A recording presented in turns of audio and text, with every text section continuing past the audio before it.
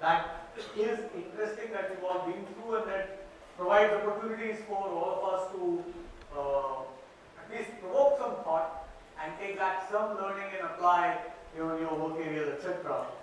So, and this is fairly interesting. We're talking about urban networks and how have urban networks evolved, and what is urban logistics all about.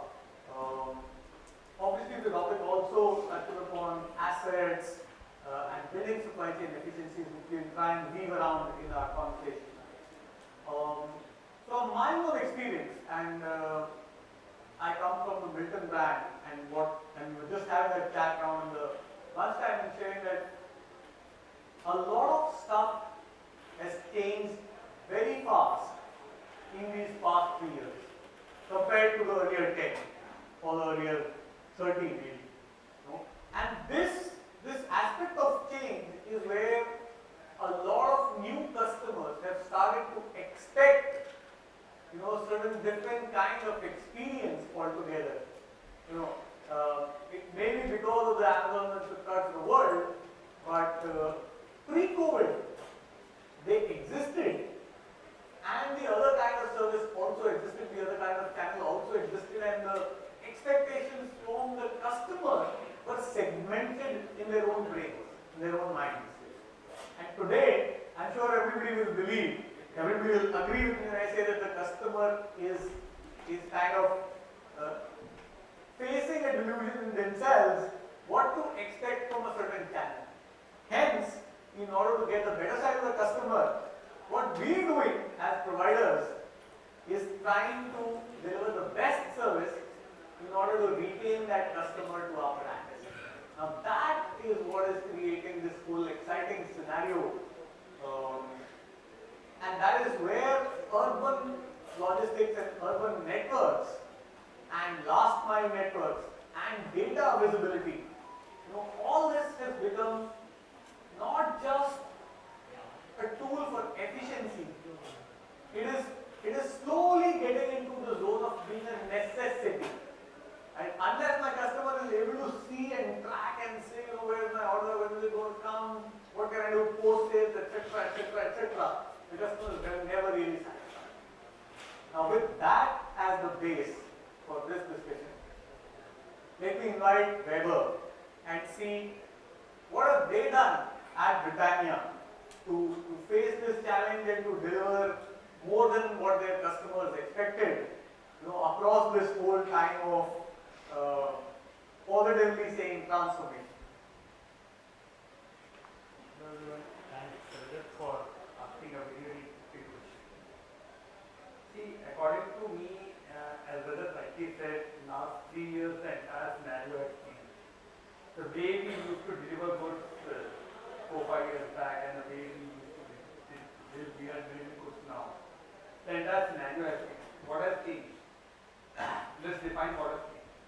One, the customer expectation has changed a lot. So previously, the customer was not expecting your goods to be present every time when he goes to the shelf. Now he does. Secondly, in urban logistics, the customer has changed his preference of buying. So previously, he used to go to a retail shop and buy goods from there. Now more and more e-commerce acceptance is coming, and he wants the luxury of ordering goods and getting goods at his home. A lot of companies have started moving towards B2C. Unfortunately, B2C is, if you want to move to B2C, your ticket size has to be at a certain level. Britannia is not, the size of ticket for Britannia is not at that level. So we have not started exploring B2C very cautiously right now, but here we have our all eyes on B2C. But apart from B2C, a lot of focus has gone on e-commerce. E-commerce is though e-commerce does not contribute more than 2-3% of the business as of now, but is one of the fastest growing channels that we have, and the entire focus is on e-commerce, that our on-shelf availability or online availability has to be greater than 95%, and that is what we are focusing on. All our products, whatever is listed on a particular website, should be available whenever customer wants to order it, and that's the focus that we are taking. Secondly, what has also happened is a lot of e-commerce. So though the topic says urban, but being part of Britannia, rural is far more important than what our urban status. See, our strategy is to tap the rural market for the premium biscuits. So you see a lot of acceptance in the rural market has come for premium biscuits, and that is what Britannia wants to tap. So two things that we are doing. One, we are opening distributors in the rural sectors. Secondly, we are also tapping e-commerce channels that service to this rural market, like your elasticals, like your store chains. There are a lot of e-commerce listings which are focusing on rural. So we are also collaborating with them and pushing our goods towards them. Now, what does it mean for supply chain? For supply chain, this means that if you are opening small distributors in the rural sectors, your cost of distribution is increasing. So if your cost of distribution increases, but you have to manage it within a certain cost, then you have to get some savings from somewhere. So urban is a place where we are getting savings from. So the strategy is consolidate in urban, make bigger distributors, reduce the cost of distribution for urban, and then put that money, whatever you are saving from urban, into rural distribution. So you get a growth from the rural distribution, and that is what we are trying to do. IT so IT is a big enabler in the entire process. So we are one of the very few companies who have implemented transport management system in the secondary distribution, and we are using Pando. And when I talked to Pando team, I realized that not many companies have actually implemented TMS solution in the secondary distribution, and that is where the entire benefit of TMS solution lies.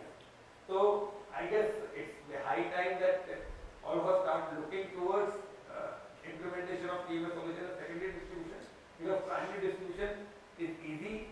We can reap benefits very fast to it, but secondary distribution is where the real juice is, and that's what we are trying.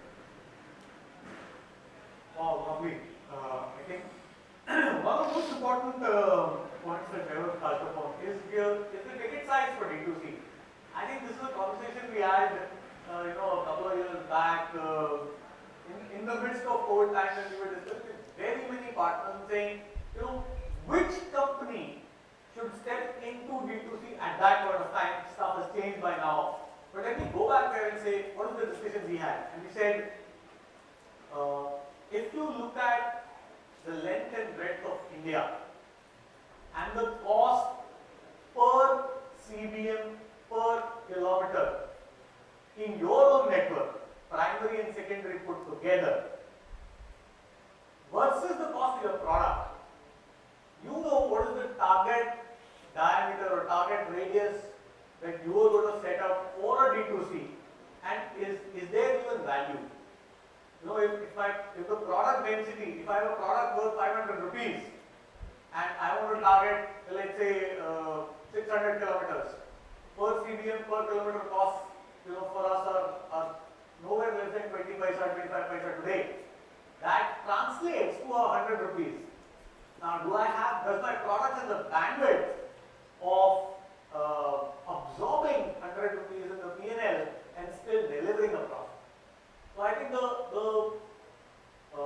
volume, weight, value, density of the product versus your freight per CBM per kilometer, I think that's a superb analysis for anybody to do who's willing to step into the D2C. And I think another exciting thing that we may touch upon later again is this whole TMS in secondary distribution. But carrying on from where I was, now a lot of us have been excited with all that technology has done for us in the last few years. This is where I'm going to invite Varun to share what has his experience been on cloud manufacturing, and what are the kind of benefits to be able to reap, and from their learning curve, what would they suggest for other companies if they want to get into cloud manufacturing, what are the couple of things that they should take care of? So when we think of manufacturing, the first thing that comes to our mind is a civil structure, a few machines and a few people running this setup. Right?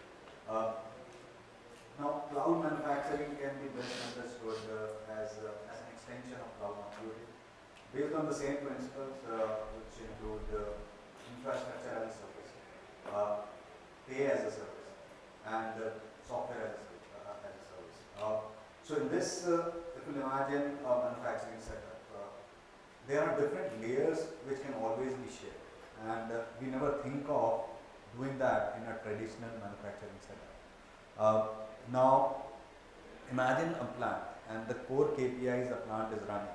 We run on system utilization, system performance, and how much we are utilizing, and that changes basis the demand side, which is obviously not in control all the time. Now, what cloud manufacturing brings on the table is, so in a typical setup, there are three layers. So one is a resource layer, one is application layer, another is an interface layer. In the resource layer, you have all these hard and soft process resources, which include the machines and the people, and these have to be local because that's how they are designed. Application layer is the next level, in which you have HMIs, you have PLCs, you have ERPs, you have robotic controls, which can typically be a shared service. It can be on a cloud, and it can be shared by a few users depending on the service provider. And then there is an interface layer through which all these shared services can be shared. Now, when cloud manufacturing comes into play, it integrates all three of them and kind of enables sharing of all these three layers. Now, imagine if I am a small time kind of business, I want to start something new. The first, which is obviously manufacturing oriented product. The first thing I need to think of is I need to invest on resources, set up a plant, and then get going. Now, what cloud manufacturing brings us is you just plug in and you start using resources which are already there. It encourages the concept of connected innovation and also helps you get best of the technology upfront just by paying for the service. So that's how the cloud manufacturing overall structure and kind of supports the integration of the complete software which is in place.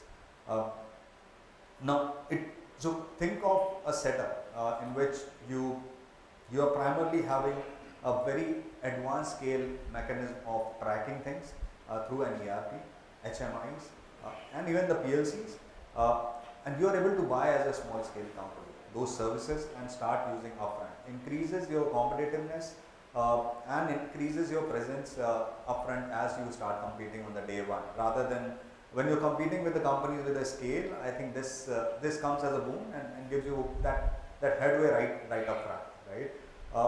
When you hear this concept, it may feel as if this is a concept for future, but let me tell you, it is for real already. We are seeing a very heavy demand around cloud manufacturing now. It's already it's less than $100 billion industry yet, but expected to explode and increase into more than $100 billion industry in the next 2 to 3 years. And hopefully, the kind of products it can add value to may look different, the kind of players it may add value to may look different, but it certainly is coming into play as something for the future. And primarily for a smaller player or a mid-scale player, it brings a very different scale of value because of the way that it is designed and the way it helps. If we manufacturing, say, I'm taking an example of my company. If I'm manufacturing, say, atta, and I need to compete with a player like ITC, who has a massive scale, and that advantage of scale has to be competed in one way or the other. Looking at cloud manufacturing, if there is a mill which is occupied like 60%, I can add another 40% volume into it. I'm as good as ITC in getting all the operational efficiencies, making sure I'm getting the right product with the most optimal channel, right? So that's what it provides, gives you the competitive advantage and gets you running upfront. So that's briefly the concept of cloud manufacturing. how it's going to help us bring transparency, has a remote access. So obviously you can plug in and see all the ERP, all the KPIs upfront and start tracking that. Brings a unique advantage of data pooled up, which helps you analyze the data in a different spirit at a different scale. It also helps you kind of identify some unusual activities that could be going around. It has triggers. So obviously it's technically more advanced because there are people at the back end who are maintaining it, updating it, and kind of correspondingly kind of providing that facility to us. So you pay as a service and plug in and use it. So yeah, that's about cloud manufacturing. Super. Thanks, Varun. I think that's a very, very interesting input. For anybody who's starting up and, whenever we start up, not just a company, even a vertical within an organization, the first thing we think about is what's the ROI period, how much of capex I'm going to put in. Initially, even the OPEX, in my view, is fairly high till we start to streamline and optimize it. But resource optimization via cloud manufacturing, the way Varun is presented, I think could be an exciting idea for somebody who is starting, any scale, whether big or small. I would be interested. Thanks a lot, Varun. I'm just thinking with cloud manufacturing, with crowdsourcing, with all these aggregation coming into play, maybe we'll see one of the, one of my loaders at one of my factories called Ganpat. I'm just imagining Ganpat sitting in his house saying, who do I want to work for today? Let me see. Oh, okay, Unilever, Britannia, maybe I'll go with Hales. So that's what we may be looking at. Atul, I'm going to come to you. With all these scenarios in place, with all these difficulties positive challenges that we've all been through, and with us wanting to manufacture here and ship out there and, maybe even get TMSs for secondary distribution, we're going to pose challenges for 3PLs and we're going to ask the questions, how are you going to help us overcome some of these challenges? Please throw light on what you've done for your clients. Thank you very much for passing that question. So I'll break it into two parts. We'll come to the control and cost part later. What I have to say is that I would like to say agility and to be in the state of readiness, adaptability is the key in today's world, and that applies to everybody of us in this room who are in the supply chain sphere. In order to be, taking cue from the subject line, in order to create a great CX, customer experience as we call it. Now, what has to change is, the pressure will be on everybody. The product has to get changes in terms of the taste, the price, the packaging, the value it is going to offer to the end consumer. On us as service providers, I would say whether it is B2B, B2C or D2C, or the 15-minute or 30-minute delivery kind of things which is just popping up. These are all challenges which are just popping up by every passing day. And therefore, as I said, again I will reiterate, adaptability is the key. Now, going on to a classic example to explain this forward is, and this applies to, by the way, irrespective of pre-COVID or post-COVID, but I would like to give you a good example of COVID era. So, as we all know, there were certain industries which were dependent on the high street shops or the malls. Take the example of apparels, which were in the malls or in the street side shops. When COVID came in, everything got closed. So this industry, alike to this luggage industry, they have seen near nil kind of revenues and continued for months together, or I would say years together. Now, we happen to operate for a customer who was a B2B, that format was B2B. They suddenly decided to go B2C. They had to face challenges. What challenges? Nobody can just overnight go to B2C. For that, we need to have a platform, because the buyer knows the .coms of the world. He might know you as a brand, but he doesn't know whether you have a e-commerce platform or not, or whether if he is ordering, he will get the same customer experience, CX again, what he is getting from the .coms. So they on their part did something to create a platform, to create an omni-channel platform with all the .coms. That was their part. On our part, we had to change 360 degree the complete physical infrastructure of the warehouse. because B2B and B2C is completely different game altogether. So whether it was the infrastructure, whether it was the pack lines, anything, everything that got changed, and we converted that customer 100% to a B2C now. And that helped them to survive that phase to whatever extent of revenues they would have got from it, but that is a classic example of what adaptability would mean.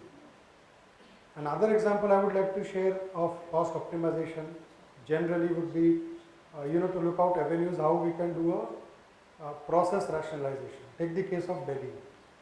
There are customers, everybody would find Delhi to be a very difficult place in terms of last mile. There are curbs on transportation, there are lots of curbs. And then there is this green tax. So what we did for a customer is that we converted most of our fleet from diesel to CNGs. To the extent of trucks, we can go to CNG. Of course, not 100%, but to a great extent. When we did that, there was a marginal cost rise. However, on the overall, there was a big saving because of the 100% saving of green tax of those vehicles, the compliance of being green and environment friendly, and the overall day-to-day running. This is another example of adaptability. So as I mentioned, talk about any platform which comes to your mind or any new lab experiments going to happen in anybody's boardroom. That pressure comes on the 3P industry, and we have to be really very agile. So that's all what I have to share now. Thank you so much, Atul. So I think a lot of credit of easing out our pressure in the boardrooms goes to our 3P partners, and I hope that continues. I think a couple of important things, this whole, how sophisticated is the network of a country like India? So this is a manifestation of this sophistication, that in one of the cities where the consumption is so high, there is a green tax for every vehicle entering into Delhi. And I'm really happy to note that if the vehicle is CNG, and I'm assuming that from your discussion that if the vehicle is CNG, there is no green tax. I think there are a lot of stuff that we can pick up from there. And as a 3P, I think you would have definitely added value to this client, whether, whichever this was. Going back to your earlier thing, Atul, I think, and Milton has been through that journey from moving to be a largely distributor-driven distribution system to a B2C brand. And I've personally been privy to this whole transformation where right from the skill sets of the loader to the picker to the packer to the stacker to the whoever is doing the picking or the put away, the kind of storage solutions, the kind of material handling solutions, the kind of movement that it needs, the kind of logistics partners that it needs, completely different. So I'm sure whether it was the VIP or the Safari or the Samsonite or whichever brand it was, they will have really gained from that. Talking about all these brands, it's essentially the customer satisfaction that we are all chasing, right? And eventually trying to buy in customer loyalty. Let me invite Sunil to share, how they've dealt with this whole challenge of customer satisfaction, and how have you retained their loyalty, whether it is through customer visibility or through their engagement or feedback. Thanks, Rajat. I think customer word is mind, customer is born. Earlier, now, in future also. But over the period and during COVID or after COVID, customer expectation has been changed. So now, even the product delivery and we are in a new thing that no longer that company product sole driver value. Now end-to-end consumer experience is the value.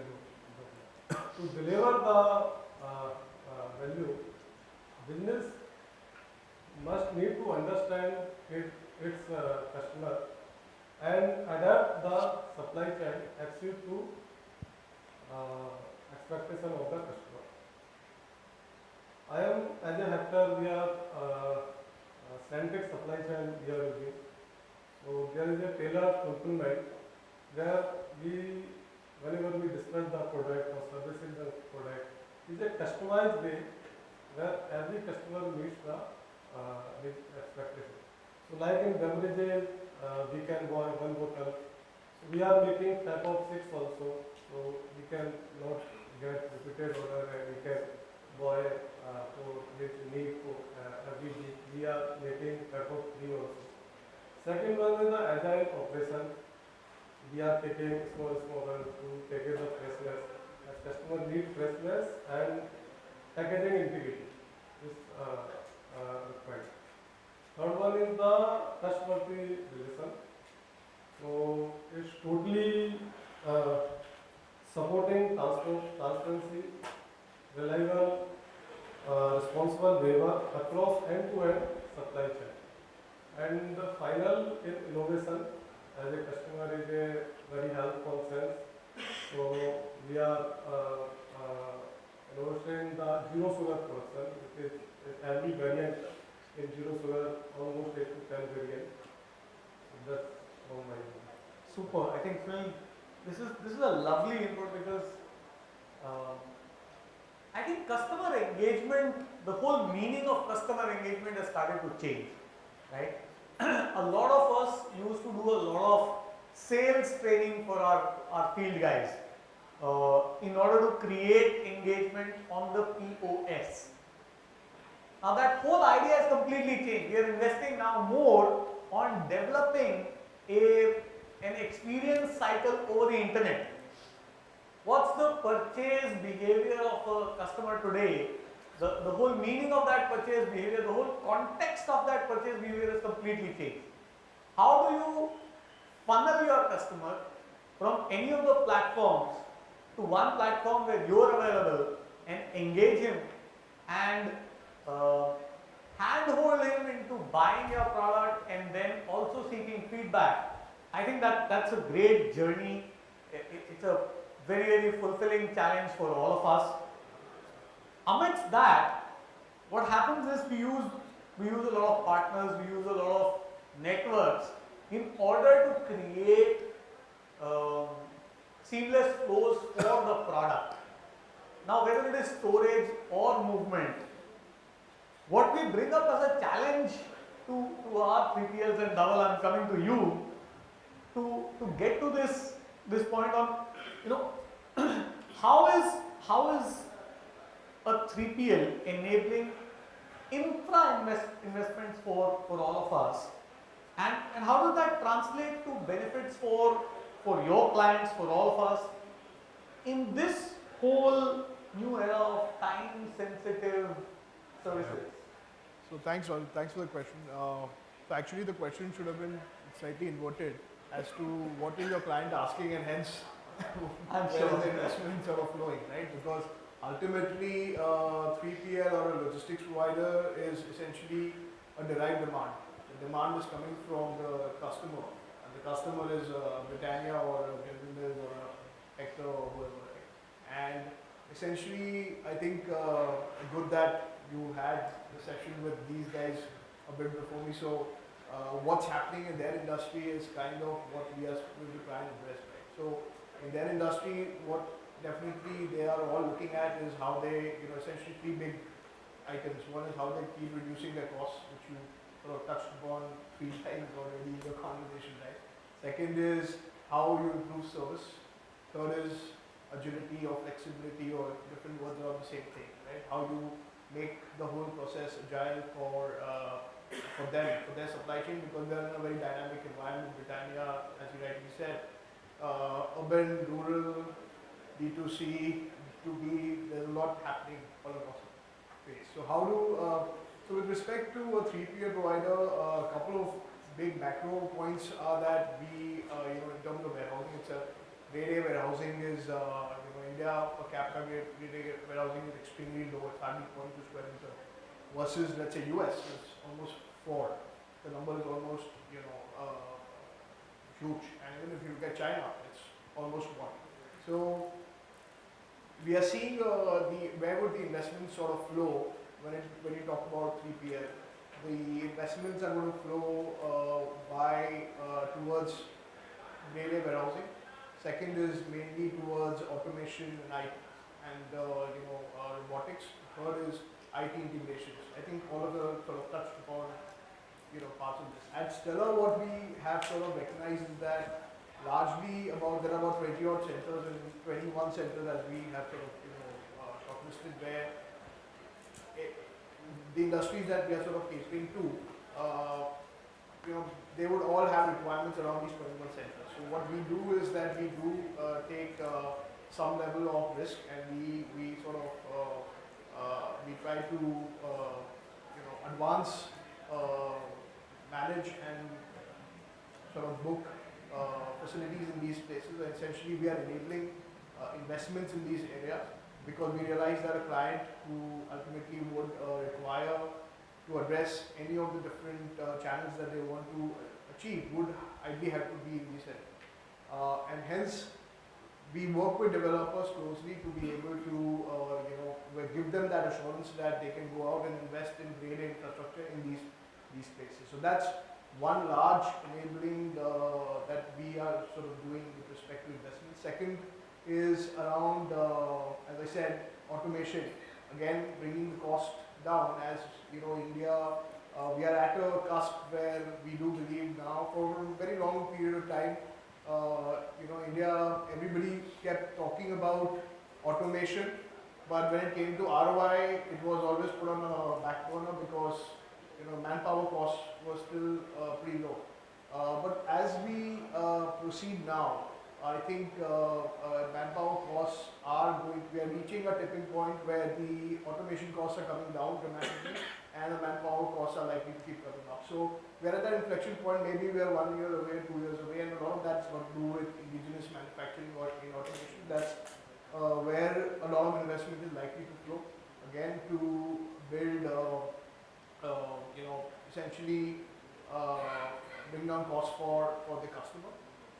Third, I would say is integration of IT with the customer, and I think both Britannia as well as renewables have spoken a little bit about how they're using IT to their advantage to bring scale in a subscale environment, and so at 3PL as well, we are sort of also looking at how we can integrate better with the customer. So you have shared IT services that can be enabling some of these customers in that sense. So there are three big places where we feel that a lot of investment is likely to go. Great.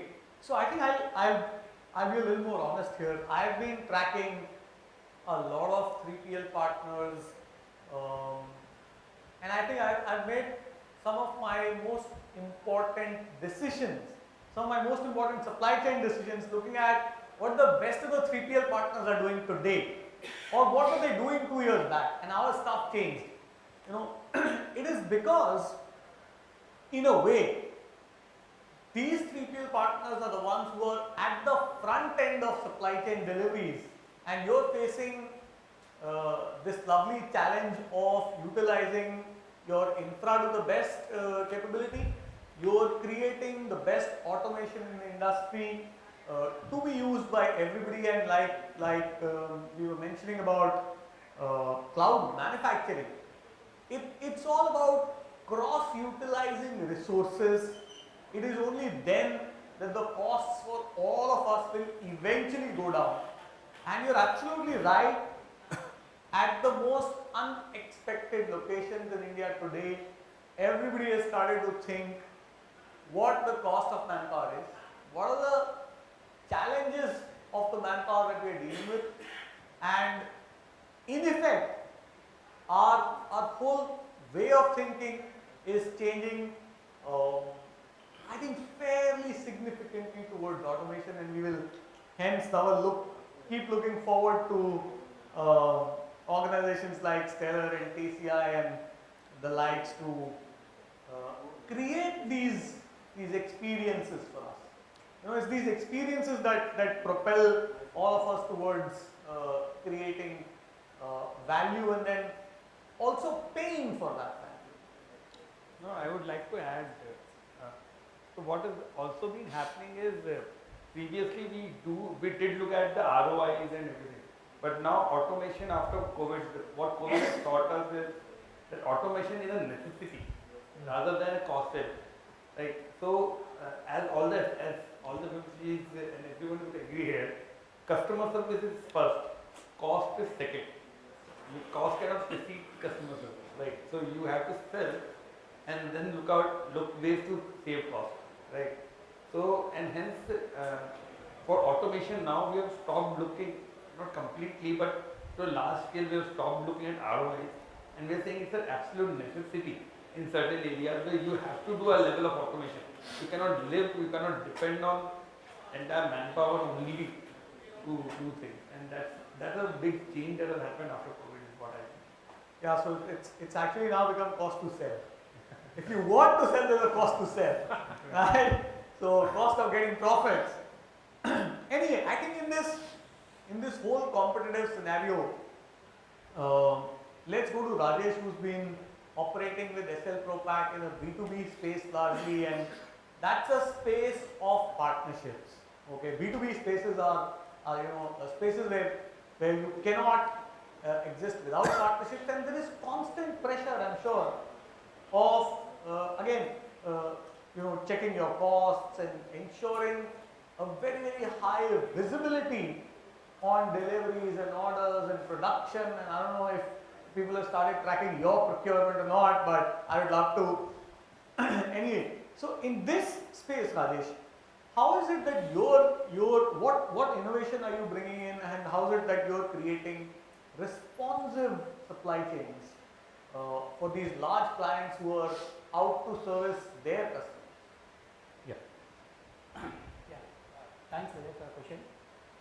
See, we are also facing this sort of challenges from our customers. I think we are done a lot of areas where we try to help our customers to capture the market share. Maybe I share a couple of things. Like now, since we are talking about technology, automation, e-commerce, especially because of the pandemic, the change in the way the distribution channels are changing, right from the brick and mortar towards the e-commerce. So what we have seen is that the last few years, and this is not only in India, we have been observing this trend outside India as well, like in countries where we operate, like China, Europe, a lot of the shift is happening from the traditional brick and mortar to e-commerce. So what we are seeing is that a lot of startups are coming. Now startups are these small companies, they have a great idea, they have a great product, but it has to reach all the customers, right? So how do we help these startups is that we work with them right from the launch stage. We connect with them. So we work with them in terms of the branding, we connect with the brand, and then we suggest changes by which the artwork should appear on the packaging so that it makes more attractive, even without not being on the shelf. So even from the e-commerce channel, someone should see it is quite interesting, right? So we work with them in developing artwork. Then we have also invested again coming to the technology what we are seeing. Printing is one area where it is more or less traditional and all, but then we have also digitized it. Now, the biggest advantage or the driver for that is a normal MOQ for a company like us, the Q, is nothing less than 1 lakh. Now, we can't expect a startup to produce 1 lakh tubes and try out in the market. So what we do is that we have got a digital printing, digital production technology, where the MOQs have come down from let's say 1 lakh to 5,000. Wow. So that will actually help these startups to test market, they can do the test market. Using the same artwork, I can change the script without not big cost because it's all digital, right? Unlike in the past where you would prepare the plates, proofing, all of it is taken. So on digital, I can just change the script. Let's say he's test marketing in Tamil Nadu. I can do some Tamil script. The rest of the product remains the same. He's test marketing Gujarat. I can give him some Gujarati script, right? So these are the things which we are helping them in trying to build up their packaging so that they can do it better. Now this is one part. In addition, we also don't want them to get bogged down by other activities. So we work with a lot of companies. We of course directly work with FMCGs, a lot of big companies and all. We also work with catching on with what Varun is saying. You work for everybody, I guess. So third party vendors like the cloud manufacturing. So we have good connect with them. So we have to suggest them, we can get this product manufactured over there without investing too much. It's just you have a product, you have knowledge, So let them make the product for you, we have support in packaging, and then we finally go to the friends in PPL, where we just catch up with them, we try to see that do the best, we need to transfer this 5,000 products to the customer in Gujarat. So how can we help us there? So I think these are the ways which we have to come up with innovative ideas, try and see ways by which how we can help our customers. So this is one way, and I'll just share one more. During the pandemic, we also seen a lot of demand for these pharma products, and some, especially we are seeing with the kind of customers we are working in skin ointment and skin care products and all, healthy products and all. One of the biggest challenge, our customer faces is spurious products, duplicates. Nowadays, people have come up with, such innovative packaging that it looks exactly the same as the original product. And they were having, in certain markets, a lot of challenges from the authorities where these complaints have come up and they were not in a position to prove to them that this is really not my product. Yeah. They were defects really. So they came to us and asking for solutions. So what we have done is that since we have the high-end machines where Beverages and coffee, so we have given an option for them where, on the top seal of a tube, there is a seal, right? So we put in the name of the company, which is invisible, using certain special invisible rings. And that is only visible if you apply some UV light. Now a person just trying to duplicate to take out a tube and see, yes, everything they look exactly the same it's looking, and he tried to sell it out in the market. And when it is caught, this company can at least tell the authorities that, look guys, this is not my tube has this feature, security feature, now please don't come back. Wow. So I think these are ways and means by which we need to actually partner with the customers, ensure that we give some, value to them, then only we can, enter in that business and ensure that we grow along with them. Super. No, that's lovely. I think these are some very, very interesting inputs, and I think we can have a side chat over a couple of things that you were mentioning. I think lot size reduction for anybody across any industry, I think it's a huge advantage to be able to give, which is much like saying rather than occupying a certain space on the floor, I'm going to charge you by the pallet. Please choose the number of pallets or keep moving it up and down based on a certain set of seasonality. I mean, beverages, they may not want to sell in the rainy season, and then, white goods, they may want to sell more, and then there's Diwali, and then, so I think that creating that amount of flex for any client, I think that's brilliant. I think I'm opening the floor. Any other inputs that you have? We've looked at customer expectation, how that has changed, buying behavior, the way channels and geographies have changed. To address that, how we got to all these innovative practices and coming together and sharing of resources, whether it is cloud or hard resources. Now, open to you guys for any questions. Let's take questions, make this a little more interactive. Please, let's go ahead.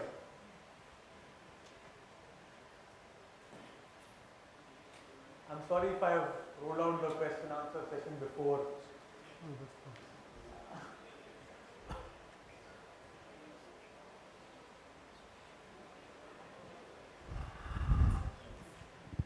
Thank you. I think wonderful discussion, and I think the packaging one which you mentioned on the invisible one was something which is striking. This is Hari from Unilever. The question is absolutely with you, sir, with the lot size reduction, which is wonderful and will be game changing, and with cloud manufacturing. What this essentially makes is that things or assets which were erstwhile not available for many people are now available, right? And there is a spurt of a lot of D2C brands. And say tomorrow, even if I would want to start a D2C brand, it is not impossible, which 4 or 5 years before was almost unthinkable, right? So this means that there will be a longer Pareto of players who are going to come. It will be a very fragmented market. So how does a company, let's say like a Britannia or whoever is already in the business with so many competitors and players coming specifically in the D2C, right now it's in the premium brands, but not a long time before it comes even to the mass products. So how do you see this ecosystem maturing? It's more of an open-ended question. So with a lot of players coming, a lot of resources being available for everybody, How do you see this ecosystem going forward, and thereby what are all the challenges which bigger companies will need to embrace and prepare for? Did you take advantage of me not being on the stage and asking a longer question? No, I'm just jokes apart. So we rolled out that advantage and then started off.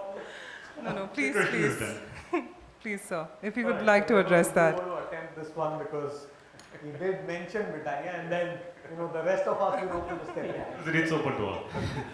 No, so basically, I mean, the question that you asked has been on my mind for quite some time. What I'm seeing is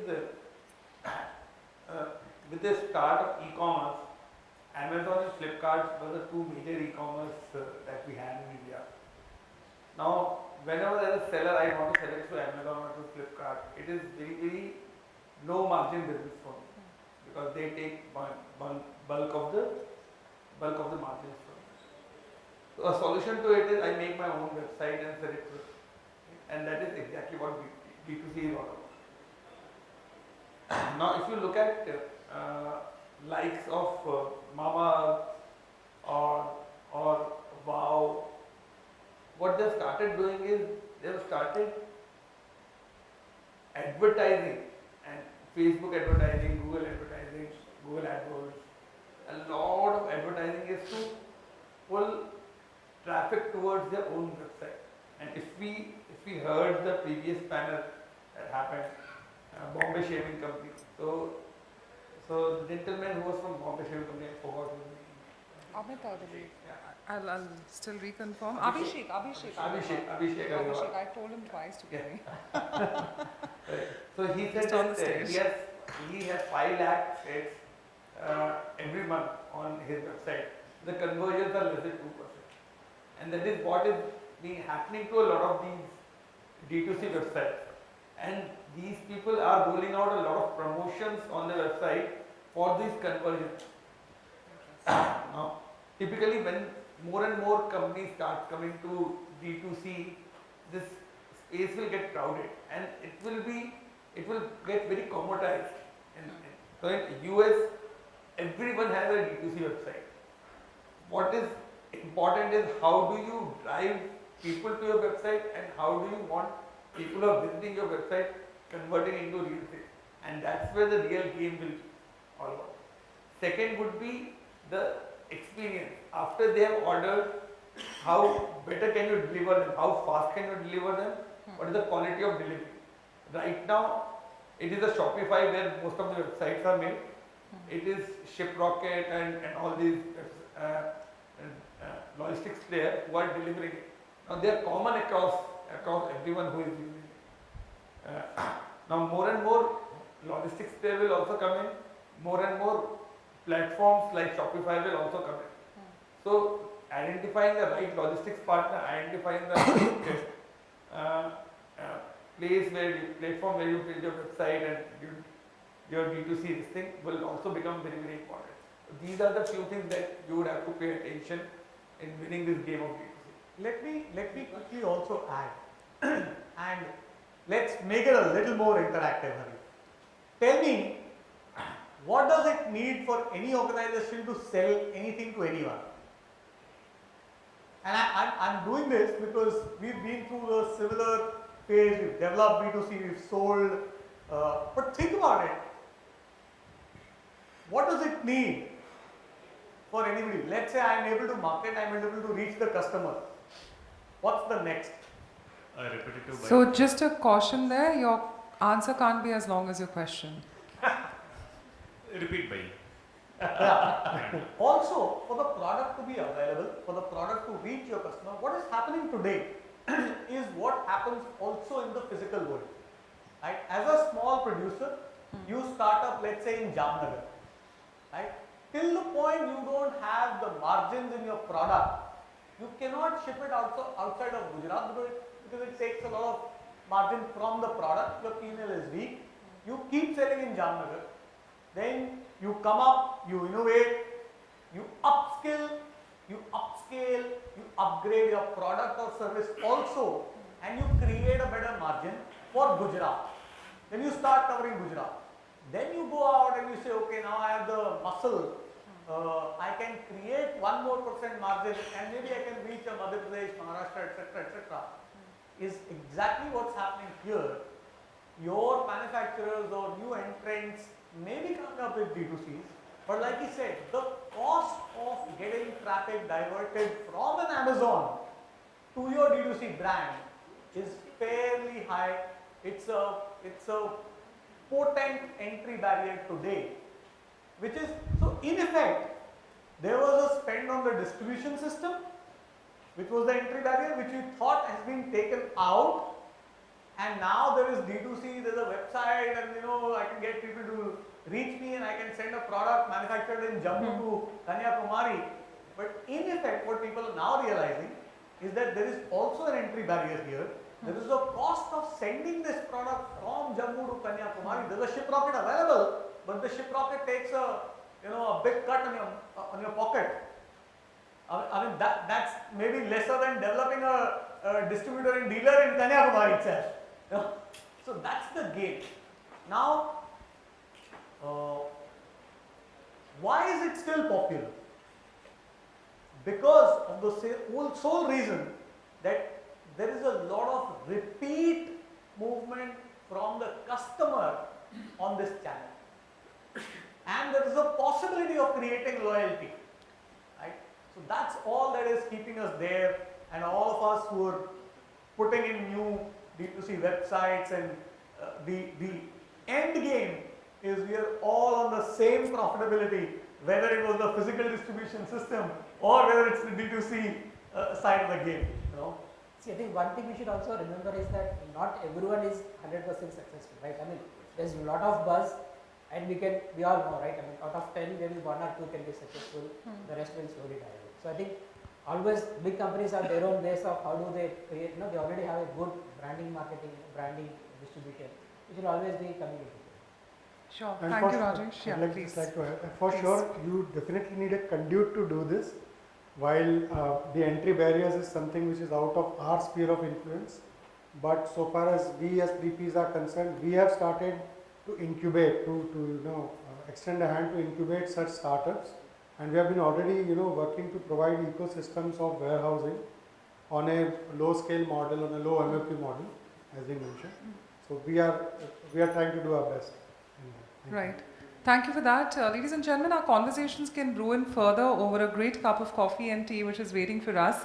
And of course, since there's nothing in this discussion, as in our track further, of course, you can definitely engage in person with all our panelists and our speakers.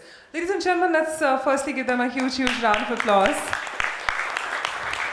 So, Rajat, before you and your entire panel depart, we'd like you to do the honors of stepping in ahead towards the limelight area and help us in felicitating all our panelists, please. Gladly. Thank you so much. With this, ladies and gentlemen, Mr. Vaibhav Agrawal, National Manager, Head Logistics and Customer Service, Britannia Industries Limited.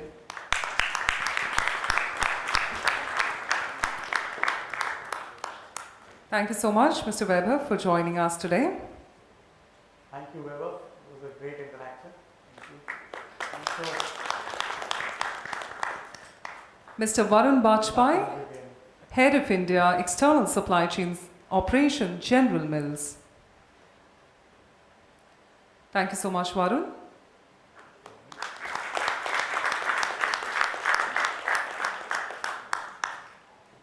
Mr. Sunil Shrivastava, Head Supply Chain, Hector Beverages Private Limited. Thank you so much, Sunil.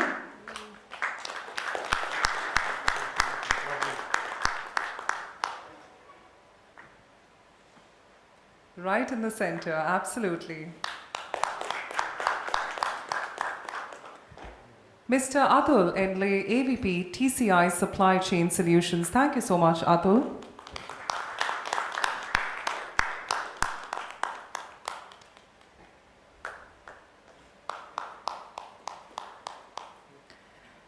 Mr. Rajesh Bhogavalli, Senior Vice President, Supply Chain Global, EPL Limited.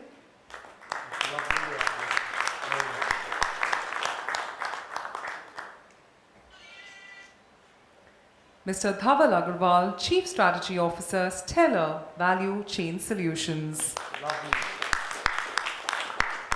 It's a pleasure.